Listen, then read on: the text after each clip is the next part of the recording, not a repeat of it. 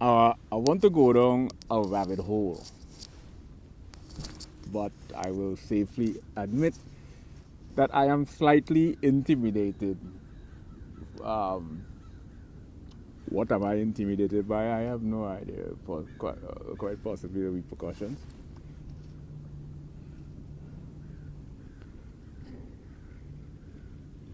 You ever had a deja vu in a dream?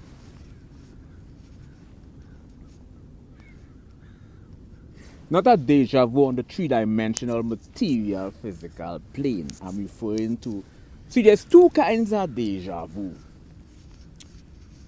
And all this ties into parapsychological phenomena, specifically remote viewing. But let's talk about deja vu. There's two kinds of deja vu. You have the physical and the non-physical. The physical or the material deja vu is where you experience the flashbacks on the material plane, the physical material plane, and the non-physical or the intangible or the immaterial deja vu is where you experience a deja vu inside of the dream itself. We can't attribute that to false memory, but false memory in a dream and a deja vu in a dream, they are a mutual dichotomy. Because a deja vu in a dream, let's say specifically a lucid dream, because you experience a deja vu in the semi-conscious state, although you can experience a deja vu in a full-blown dream, providing you are awake with full recollection of that dream. But there's a deja vu in the dream. The deja vu in the dream is where you experience a similar flashback. The flashback you experience in the deja vu in the dream is like the flashback you'll experience. This is one unattractive hat. Stupid hat. I look more like a clown. You have a flashback on the physical material plane. Deja vu flashes. Sense of familiarity. Deja vu. You have deja vu in the dream, where what you are experiencing in the dream has a sense of familiarity to it. It's a deja vu. It's an instantaneous memory flashback. A false memory now is when you're in the dream and the person is your wife, the kids are your kids, everyone. You are quite familiar with all these individuals, but when you awake from that dream, you have no recollections of who the individuals are based on your current conscious memory. Fascinating phenomenon. So basically, in a nutshell, I kind of figure some stuff out. It has astronomical implications, if you ask me. This is such an ugly hat. This is why I can't put my thoughts together. Look at this hat. You know, and you have deja vu. Deja vu is like a sense of familiarity. Deja vu. Deja vu. Then you have deja vu. They all derive from French too. You have deja vu, which is a sense of familiarity. Then you have deja vu, already experience. And I've noticed primarily in the Google search engine, deja vu and deja VQ are often used interchangeably, where deja vu may be attributed to an already experience and deja vu may be attributed to a sense of familiarity. But deja vu is predominantly associated with a sense of familiarity, right? Deja VQ, right? Deja VQ, right? Is a already experience. Hold on. What am I saying? What shit you saying, man? What shit you saying? Right? So we have deja vu, and then we have deja VQ, which is a sense of experience, and then you have deja vu. Deja vu is already dreamed.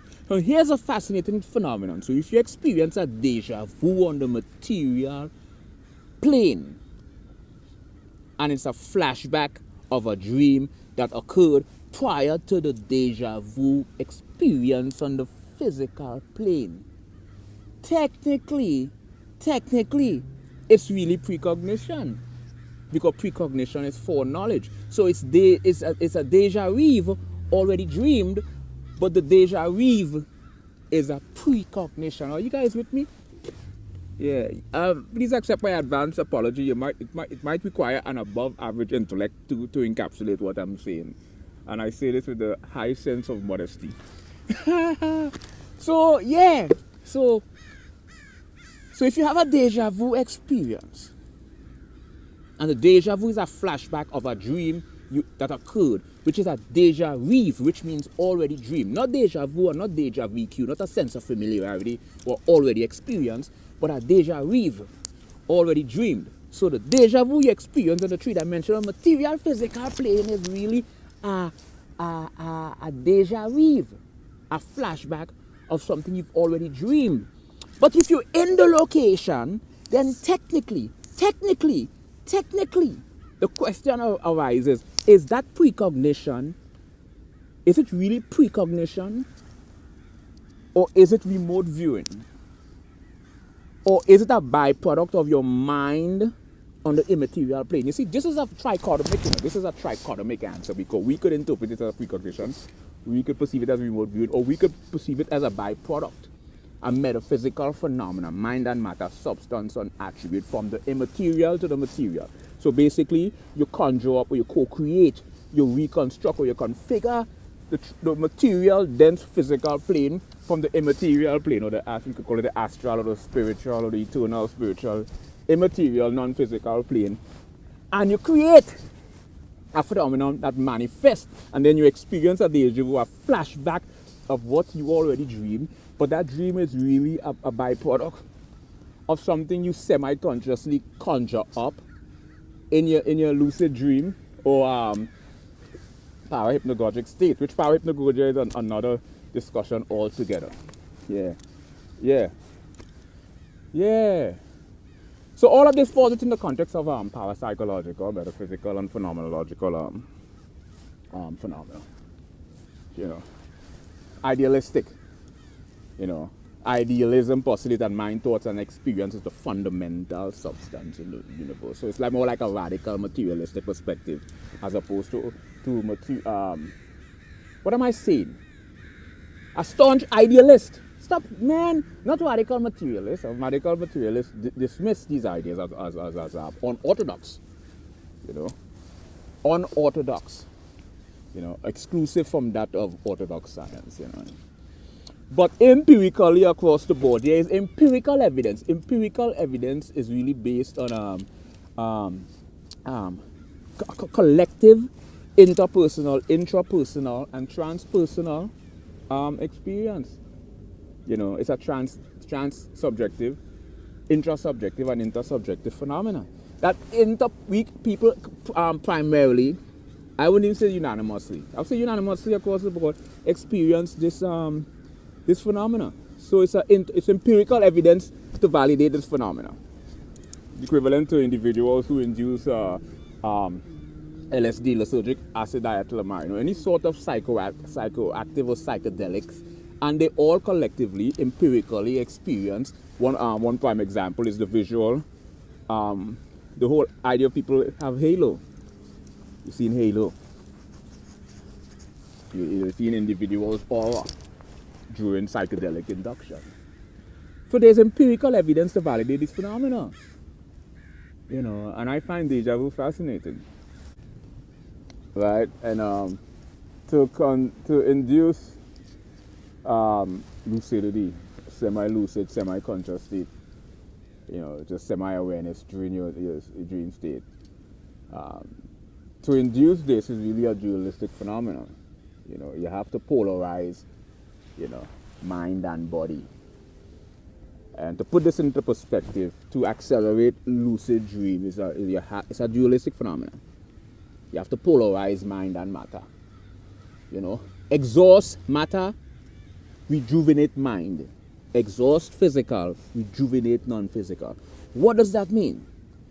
If you go and walk 10 miles or hike 7 miles up a mountain and you exhaust your body, but your mind is rejuvenated, you fall into the semi-conscious state, but you remain semi-aware because the body is exhausted enough to induce you into a semi-unconscious state, but the mind is awake enough to experience or semi-consciously experience awareness in a lucid dream. And what wakes you up from a lucid dream is not awareness. Not awareness. Because in a lucid dream, there's two kinds of awareness that occurs. CIA don't even have this knowledge. FBI, CIA, FBI, Illuminati, Freemason, the Rosicrucian, whatever this, all of these energy manipulating bitches, they don't have this, they don't have source code, they don't have direct download. You all don't have this knowledge. So there's two kinds of awareness that occur in a lucid dream. Awareness, becoming aware that you're dreaming does not awake you from the lucid dream.